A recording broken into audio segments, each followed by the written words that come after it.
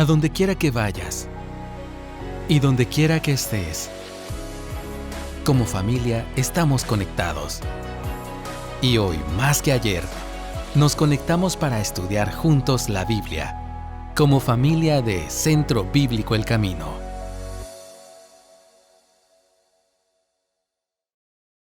Un gran privilegio el poder estar compartiendo aquí con ustedes el día de hoy. Les traigo saludos llenos de mucho amor de su familia en Cristo. Del otro lado de la ciudad, Iglesia Reforma.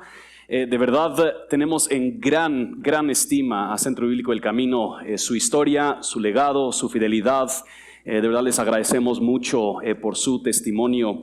Los que no me conocen, tal vez escucharán el apellido y digan, se parece gringo, pero habla español y algo como que está diferente, ¿verdad? Yo crecí en México, soy hijo de misioneros en Ciudad de México, he pasado la mayoría de mi vida en el sur, en América Latina, y pues por más que el rostro y el pasaporte diga que soy gringo, el corazón es más latino y la cabeza está confundida, pero eso es para otro día.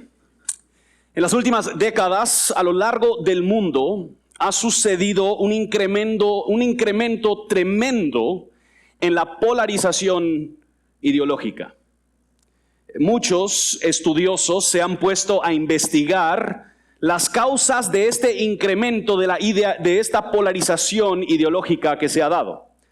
Algunos han dicho que esta polarización se debe a cambios demográficos y los efectos sociológicos de la crianza de estas últimas generaciones.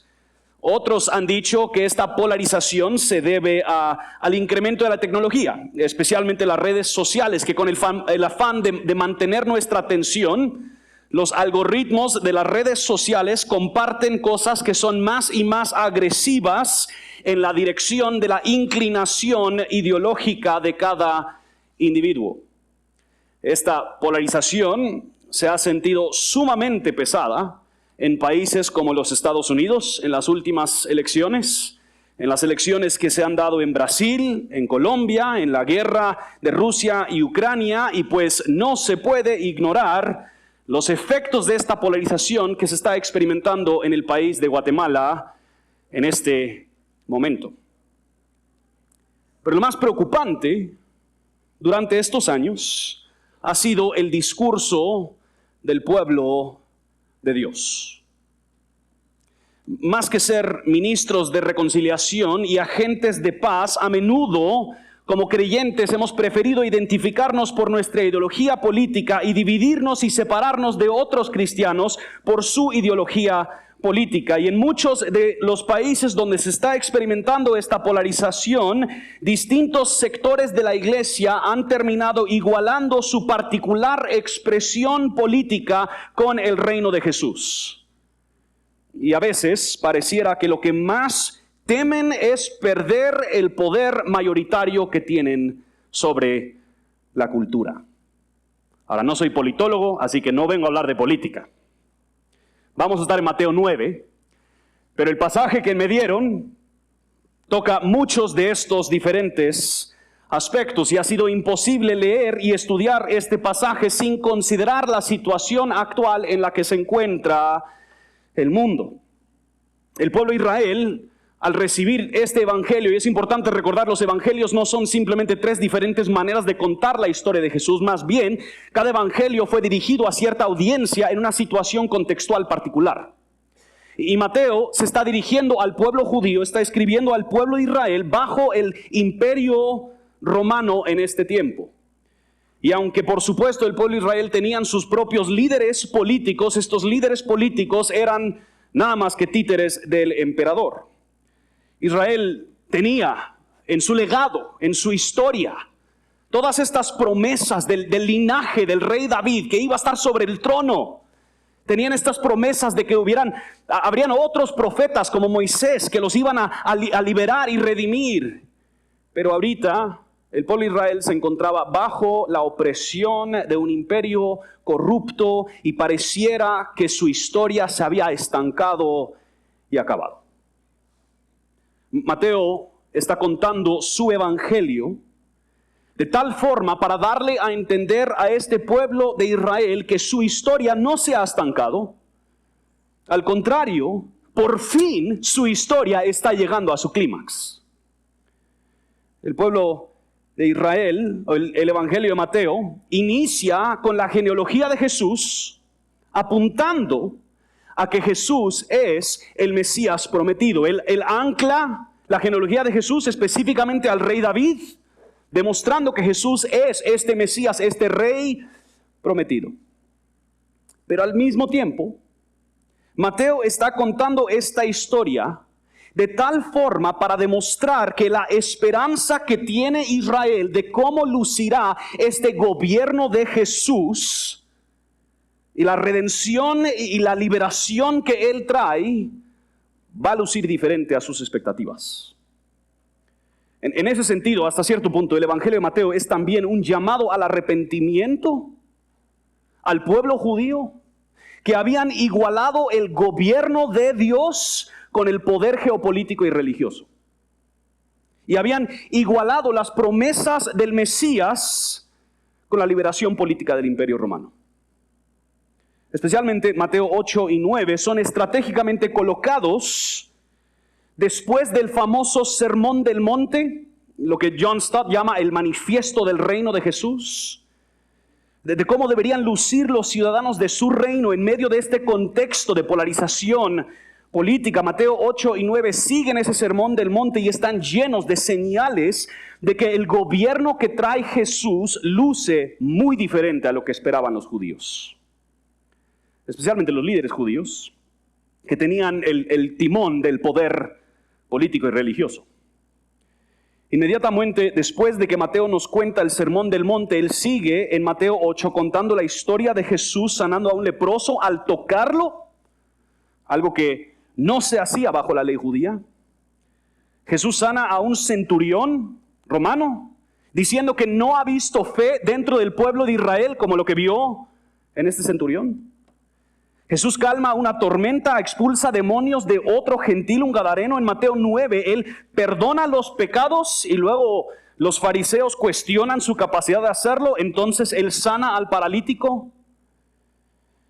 Ellos están escandalizados. Más adelante Jesús y sus discípulos no ayunan como los líderes religiosos esperan que ellos ayunen. Y Jesús declara lo que podrían ser los versículos pináculo de Mateo capítulo 9. Jesús dice, nadie echa vino nuevo en odres viejos porque entonces los odres se revientan. O sea, lo que Jesús está viniendo a hacer y demostrar no cabrá dentro de las normas y expectativas establecidas por las sectas farisaicas ni las demandas etnocéntricas de Israel. Y después vemos cómo Jesús no solo se enfrenta y revierte la enfermedad, no simplemente controla la creación, no simplemente perdona pecados, sino que hasta la muerte le obedece. Y Él le dice a la niña que está muerta, no se preocupen, no está muerta, simplemente está dormida. Y la levanta. Mateo, en muy pocas palabras, está diciendo, pueblo judío, el reino que trae Jesús no es como tú lo imaginas. El reino que trae Jesús no es como tú lo imaginas. El gobierno de Jesús, de hecho, es superior a tus prejuicios, a tus deseos, a tus normas y a tus expectativas. Y es en medio de toda esta sección en Mateo 9 que Mateo introduce su persona en los versículos que veremos hoy.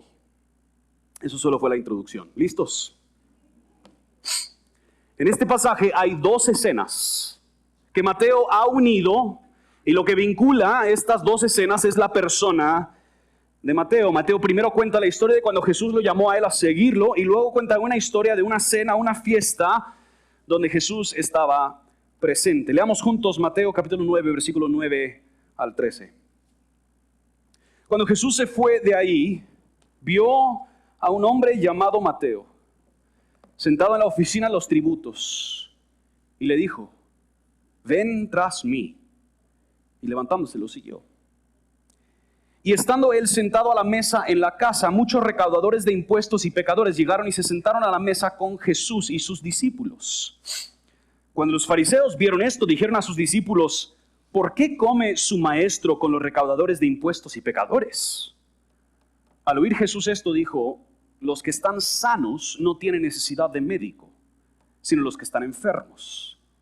Pero vayan y aprendan lo que significa, misericordia quiero y no sacrificio, porque no he venido a llamar a justos, sino a pecadores. Mateo inicia contando la historia de cómo es que Jesús lo llamó y él lo siguió. Mateo es recaudador de impuestos. Esto no quiere decir que él simplemente está sentado ahí en la SAT atendiendo quejas o problemas con la agencia virtual. En realidad, el trabajo de Mateo era más parecido a lo que se hace en aduana. Mateo probablemente trabajaba en algún puerto del mar de Galilea.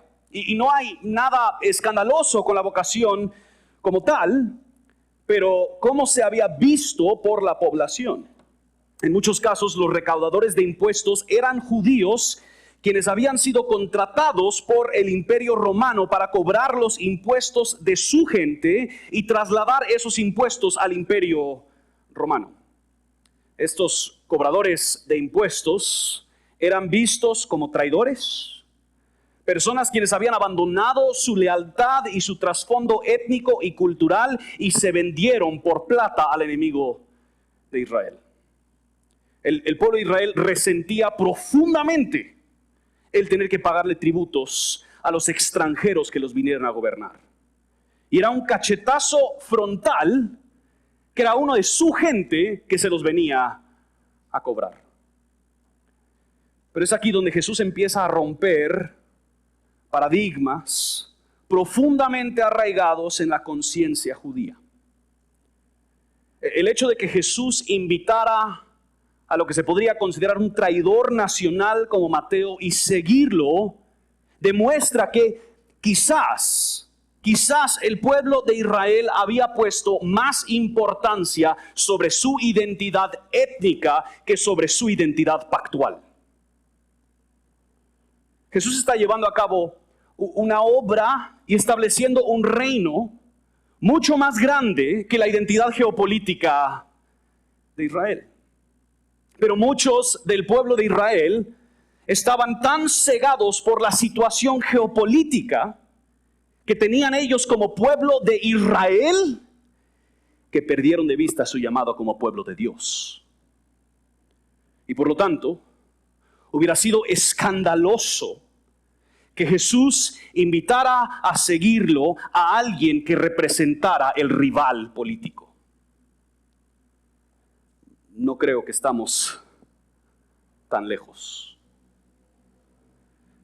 En los Estados Unidos hay muchos cristianos que están cegados por su identidad estadounidense, que han olvidado su identidad como pueblo de Dios. O peor, han igualado su identidad geopolítica con su identidad cristiana. Lo que sí podemos, ¿estamos bien? ¿Estamos bien? Lo que sí podemos decir es que al invitar a Mateo a seguirlo, Jesús demuestra que el único requisito que él tiene para seguirlo es que lo sigan. No hay un requisito precursor que él tiene para que alguien le siga. No tienen que haber nacido en tal familia, ser de tal grupo, haber logrado tales cosas, cumplir con tales reglas. Al contrario, Mateo representaba todo lo que la élite religiosa y política hubiera rechazado en base a sus valores culturales, pero el reino de Jesús no se somete a los valores culturales. Y la invitación de seguir a Jesús, por decirlo así, no discrimina. El único requisito es que lo sigan. Ahora, por supuesto, al seguirlo, Él tiene demandas que obedezcamos. Pero la obediencia como tal no es prerequisito que te califica para seguirlo. Es increíble la cantidad de prerequisitos que la iglesia le ha puesto a gente para que sigan a Jesús. Y si no cumples con todo el listado que nosotros hemos fabricado a cabalidad, no te damos tu tarjeta oficial de discípulo de Jesús. Pero Jesús, en gran misericordia, sabiendo que probablemente Mateo había sido rechazado, marginado y odiado por muchos, sabiendo que probablemente había un gran desorden y rebeldía en la vida de Mateo, él lo invita no a arreglarse o componerse para seguirlo, sino que lo invita a seguirlo, sabiendo que al seguirlo, todo lo demás se compone. ¿Y cómo responde Mateo? Lo sigue. Lo sigue. Igual que los otros discípulos, Mateo deja atrás su comodidad. Por supuesto, su ingreso seguro, su estabilidad, y decide arriesgarlo todo en pos de Jesús. Para muchas personas este paso es escandaloso, es ridículo, absurdo. ¿Cómo así que él lo deja todo? La idea de tener que dejar todo o de dejar todo y seguir a Jesús es una idea confrontativa, es una idea que cuestiona nuestros valores. Noten cómo lo explica David Platt, y creo que está en la pantalla. Dice, en el fondo, la gente parece tener miedo de que si se desprenden de las cosas de este mundo, perderán la satisfacción en este mundo. Pero los discípulos de Jesús con gusto dejan atrás las baratijas que ofrece este mundo porque han encontrado un tesoro insuperable en Cristo. Solo hace sentido dejar todo atrás si aquello por el cual lo hemos dejado todo es de valor superior. Yo soy muy estereotípicamente gringo, fan del béisbol. Me encanta el béisbol. Y soy fan de los Cachorros de Chicago, de los Cubs de Chicago. Y pues me son muy valiosos. Muy valiosos. Ahora, si tú me dices que tengo que escoger entre mi familia o los Cubs de Chicago, aunque algunos días me cueste, dependiendo de cómo se portan mis hijas, obviamente voy a escoger a mi familia. ¿Por qué? Porque mi familia tiene un valor muy por encima de algo como un deporte. Ahora, gracias a Dios, no tengo que tomar esa decisión. Mi familia apoya mi adicción de los Cubs. Eso está bueno. Y lo mismo es cierto con el llamado de seguir a Jesús. Mateo deja todo atrás porque todo lo que él tiene ni se compara en valor a tener y seguir a Jesús. Después de entonces que Mateo cuenta esta historia de cómo es que Jesús lo llamó, Mateo cuenta de una vez cuando se armó una reunión de pecadores, una cena, una fiesta de pecadores. Y esta reunión de pecadores ilustra aún más lo que se ve en el llamado de Mateo. Noten versículo 10 y 11. Y estando él sentado a la mesa en la casa, se supone la casa de Mateo, muchos recaudadores de impuestos y pecadores llegaron y se sentaron a la mesa con Jesús y sus discípulos. Cuando los fariseos vieron esto, dijeron a sus discípulos, ¿por qué come su maestro con los recaudadores de impuestos y pecadores? No sabemos si los fariseos estaban literalmente ahí chuteando, como dirían por acá, para ver qué es lo que está haciendo Jesús y sus discípulos. Sea lo que sea, ver a Jesús con una clase de personas que los fariseos consideraban pecadores provocó en ellos esta pregunta. Ahora, de si la pregunta es genuina o sarcástica, no sabemos, pero es una pregunta importante. ¿Por qué come su maestro con los recaudadores de impuestos y pecadores? La palabra pecadores que usan los fariseos en este momento es una palabra que tiene doble sentido. A veces se utiliza esta palabra para hablar de aquellas personas quienes no cumplían con las demandas sectarias de los fariseos. Pero esto sería como Jesús y sus discípulos, que ellos no cumplían con las demandas adicionales por la tradición oral de los fariseos. Pero hay otro sentido en el que se usa esta palabra. Hablar de pecadores en este contexto, los fariseos se refieren a lo más vil, a lo más horroroso de la sociedad. Ellos se refieren a una gente que para ellos les generaba repudio, rechazo. Eran todo lo malo con la sociedad, según los fariseos. Y es con esta clase de gente que Jesús y sus discípulos están comiendo. En nuestros peores momentos como iglesia, quizás no somos tan diferentes. Repudiamos y rechazamos a ciertos grupos, quizás ciertos grupos ideológicos, quizás personas de cierta clase social, personas de algún grupo étnico, personas que tienen posturas distintas a las nuestras. Tal vez así vemos a la población LGBT. Tal vez así tratamos a los que han optado por un aborto. Tal vez así tratamos a los divorciados. Tal vez algunos así ven a los empresarios o los políticos. Y en muchos casos nosotros nos parecemos mucho a los fariseos al ver un cristiano moverse entre ese grupo. ¿Y qué está haciendo aquella o aquel entre ellos? El tribalismo, el separatismo nos ha aislado de las personas con quien quizás Jesús hubiera andado. Y con Jesús no había temor que al estar con ellos, Él iba a afirmar su estilo de vida. Por alguna razón nosotros hemos creído la mentira que amistad es un sello de afirmación ideológica y moral de todo lo que conlleva la vida de alguien más. Ahora, yo no sé ustedes, pero yo con ninguno de mis amigos quiero afirmar completamente su moralidad y su vida. Con cada uno de nosotros hay falencias. Al contrario, Jesús tiene claro que el estilo de vida de este grupo de personas es un estilo precario y peligroso, pecaminoso.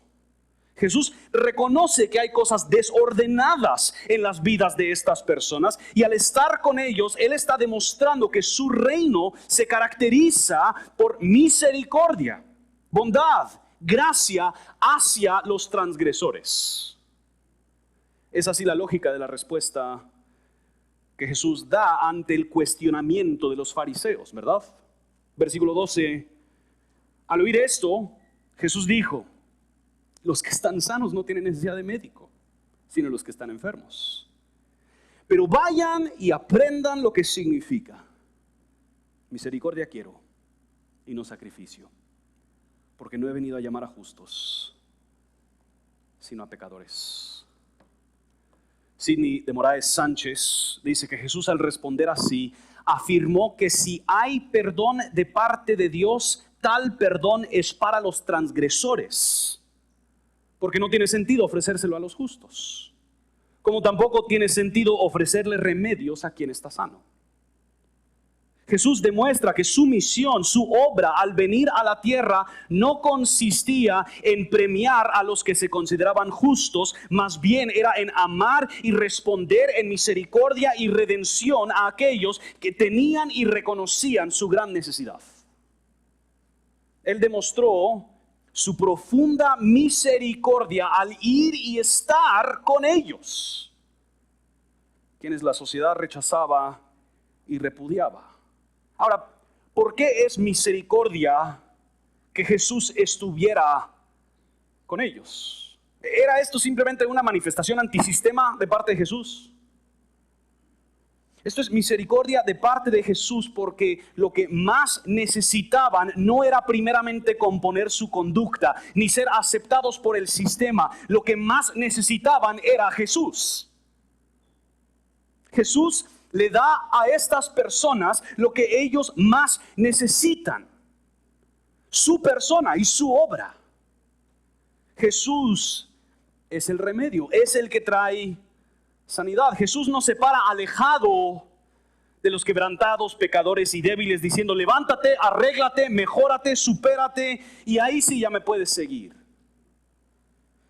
Eso no sería misericordia, eso sería condenarlos a una vida entera de dependencia de sus propias fuerzas.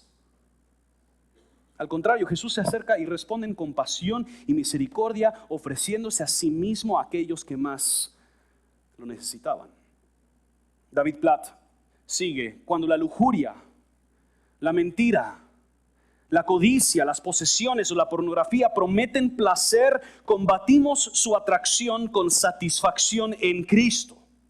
Sabemos, creemos y confiamos en que Jesús es mejor y nos negamos a ceder ante ese pecado porque hemos encontrado mayor satisfacción en nuestro Salvador. La forma de conquistar el pecado no es trabajar duro para cambiar nuestras acciones, sino confiar en que Jesús cambiará nuestros deseos. Jesús se acerca a estas personas como el remedio a toda su dolencia. Pero no simplemente le está hablando Jesús a los que estaban en esta cena. Jesús también se está dirigiendo a los fariseos en esta sección. Jesús le llama la atención a estos fariseos diciéndoles primeramente que ellos necesitan aprender. Los fariseos no solían tener a personas que les llamaban la atención.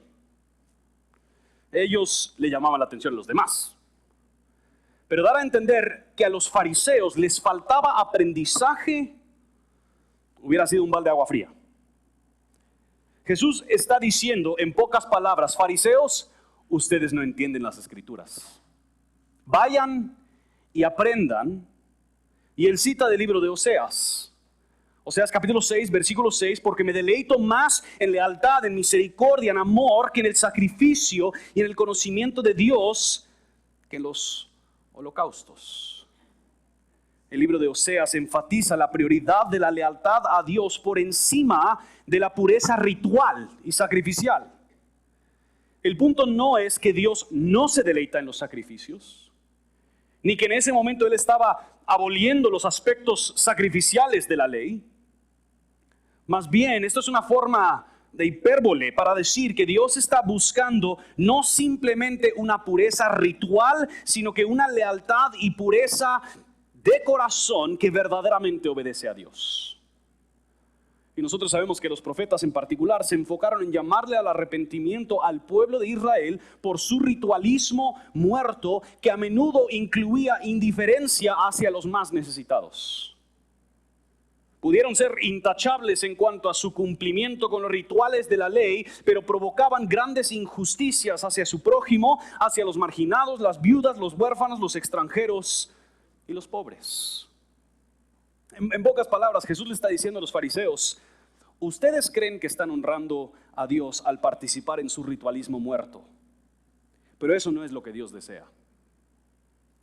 Ustedes obviamente no conocen a Dios ni en lo que Dios se complace. Dios no se complace en sus rituales, sino que Él se complace en dar misericordia y en ver a su pueblo dar misericordia. Si conocieran a Dios, ustedes estarían juntos con estos recaudadores de impuestos y pecadores aprendiendo de mí. Vayan y aprendan lo que dice las Escrituras. Que el reino de Jesús no cabe dentro de las categorías que manejaban los fariseos y la élite religiosa. El problema principal de Israel no era su opresión bajo el imperio romano, ni era el cumplimiento minucioso de los rituales de la ley. Jesús está obrando algo distinto y diferente. Él está apuntando a algo más profundo. Jesús agrega a Oseas 6:6, porque no he venido a llamar a justos, sino a pecadores. El problema principal en la sociedad judía bajo la opresión romana era la condición de corazón de cada uno de los individuos.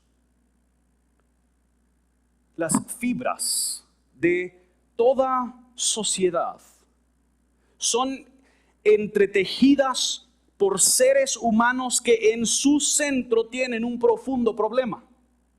Son pecadores. Entonces, las sociedades que los seres humanos pecadores construyen estarán llenas de injusticias. Por más bien que se puede hacer en una sociedad por personas hechas a imagen de Dios, transformar al mundo solo será posible en la medida que el pecado humano es tratado. Jesús no viene entonces a proveer una solución superficial a la problemática judía. Él se va hasta el fondo. Él va a tratar con la mera raíz. Y eso es una amenaza a los fariseos, porque sinceramente no hay dos grupos justos y pecadores? La implicación de Jesús a lo largo de las Escrituras y especialmente de los Evangelios es que hay quienes están engañados y creen que son justos por su pureza ritual, pero son igual de pecadores y necesitados como los recaudadores de impuestos. Lo que distinguía a los pecadores de los fariseos no era su condición moral. Lo que distinguía a los pecadores de los fariseos no era su conducta moral. Lo que distinguía a los pecadores de los fariseos era la conciencia que tenían los pecadores de su condición moral y su necesidad de él. Pecadores como Mateo vieron su necesidad, dejaron todo y lo siguieron. Los fariseos, temiendo perder su posición privilegiada por la ilusión que ellos han dado de su supuesta justicia, prefirieron corruptamente conspirar con el imperio romano para asesinar a Jesús en vez de arrepentirse y seguir a Jesús. Y a veces, no sé si somos tan diferentes. Vemos a los demás como pecadores y nosotros somos los justos. Los demás son los malos y nosotros somos los buenos. Los demás son los villanos y nosotros los héroes. Pero eso no es la historia que nos plantea las Escrituras. Si tú sigues a Jesús, eso es una admisión contundente que tú eres pecador. ¿Sí? Porque Jesús no vino a llamar a los justos, sino a pecadores. O te consideras justo en tus propios méritos y no tienes parte con Jesús, o admitimos nuestra profunda necesidad y pecado y seguimos a Jesús. ¿Qué hacemos con todo esto? 2 puntos finales. Primero, proclamar a Jesús inicia admitiendo que necesitas a Jesús. Proclamar a Jesús inicia admitiendo que necesitas a Jesús. A mí me encanta que Mateo, en medio de toda esta sección, mete el llamado de Jesús hacia él siendo un recaudador de impuestos, escribiendo a judíos. Mateo bien pudo haber excluido esa parte de su historia, ¿verdad? No hay razón para que la historia de Mateo incida en el cuento aquí del Evangelio. Mateo bien pudo haber editado la historia del llamado y no haber incluido su propio historial como recaudador de impuestos. Pero no es así como lo hizo Mateo, ¿verdad? Porque para Mateo, al seguir a Jesús, su trasfondo ya no era motivo para vergüenza.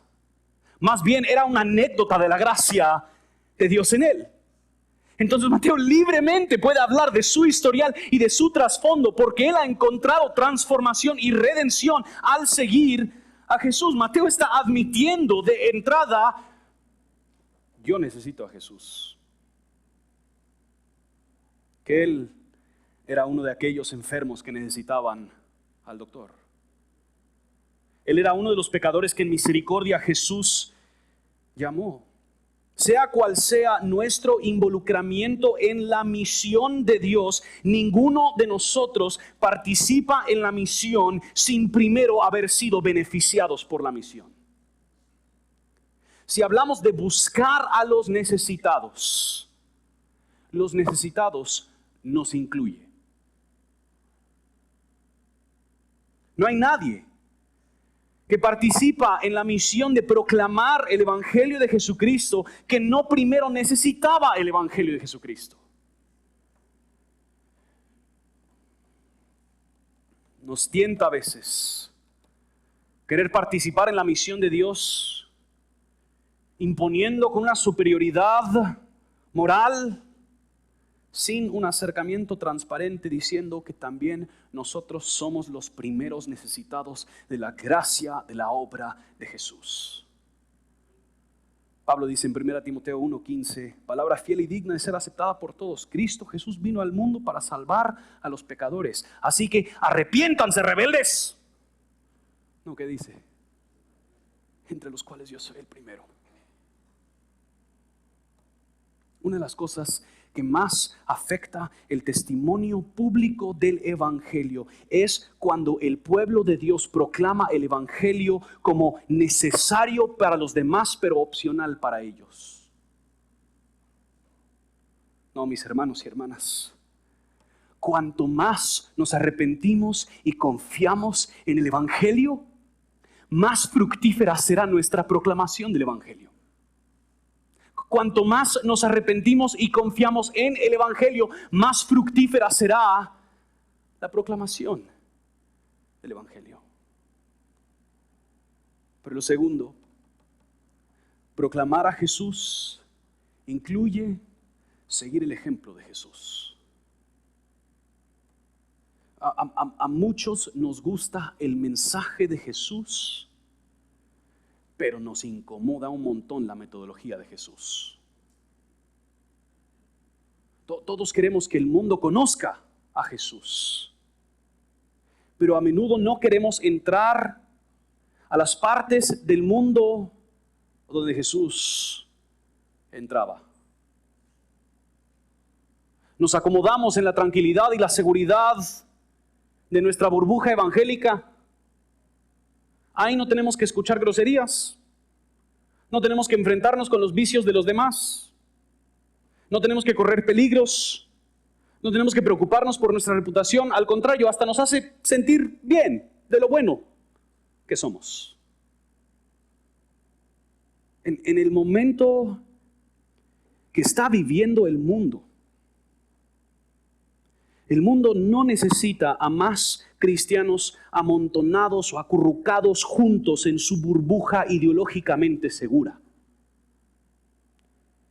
Al contrario, necesita a seguidores de Jesús que los seguirán a todos los rincones de Guatemala, a todos los rincones del mundo, como ministros de la redención de Jesús, proclamando y encarnando en sus buenas obras la transformación que solo se logra por medio de Jesús.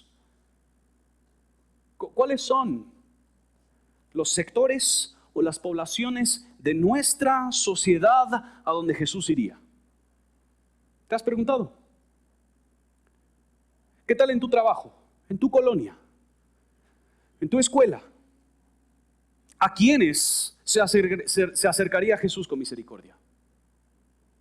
¿Quiénes son los repudiados, rechazados, marginados, a quien Jesús hubiera buscado en misericordia? ¿Estás siguiendo a Jesús, acercándote con estas personas, entablando relación con ellas? ¿O nos es más fácil juzgar de lejos con una actitud farisaica? Qué bueno que no soy como ellos. Si esta ha sido nuestra actitud, es una excelente oportunidad regresar al primer punto final, de arrepentirnos y creer de nuevo el Evangelio. Mis hermanos y hermanas, seguir a Jesús es infinitas veces más valioso de lo que tú pudieras perder al seguirlo. Claro, si lo sigues a ciertos sectores, si lo sigues a ciertos lugares, pones en riesgo tu vida. Si lo sigues, pones en riesgo tu reputación. Si lo sigues, pones en riesgo tus ideas. Pero tienes a Cristo. Cristo es tu seguridad. Cristo es tu reputación. Cristo es tu ideología. Y tenerlo a Él es infinitas veces más valioso que todo lo que nosotros pudiéramos perder al seguirlo. ¿Lo creemos? Proclamar a Jesús, seguir a Jesús, inicia admitiendo que necesitas a Jesús. Y proclamar a Jesús incluye seguir el ejemplo de Jesús. Dios, se me es a mí mucho más fácil esconderme detrás de un púlpito que ir a los lugares donde más obviamente se necesita proclamar el Evangelio. Perdóname. Perdóname. Me gusta hablar de tu mensaje, pero me da miedo tu metodología. Me gusta compartir tus verdades, pero seguirte me genera preocupación, afán, ansiedad. Así que ayúdame a mí a proclamar y seguir. Y te ruego, oh Dios, que a lo largo del mundo tú movilices tu pueblo para proclamar el mensaje de Jesucristo y de seguir a Jesucristo a los confines de la tierra. Señor, hay lugares donde hay una tremenda agresión en contra del Evangelio y ahí encontramos seres humanos hechos a tu imagen y semejanza que desesperadamente necesitan escuchar el Evangelio. Así que llénanos de valentía, llénanos de convicción de que Jesucristo es nuestra seguridad y movilízanos, Señor, a las partes del mundo donde hay menos visibilidad de la iglesia, menos visibilidad del Evangelio. Oh Señor, aún aquí en nuestra ciudad, que nosotros podamos manifestar que nuestro buen maestro es Jesucristo y lo seguimos a Él por encima de cualquier otra cosa. Es en el nombre de Jesús que oramos. Amén y amén. A donde quiera que vayas y donde quiera que estés, mantente conectado con Dios. Y también conéctate con nosotros a través de nuestras redes sociales. Hasta pronto.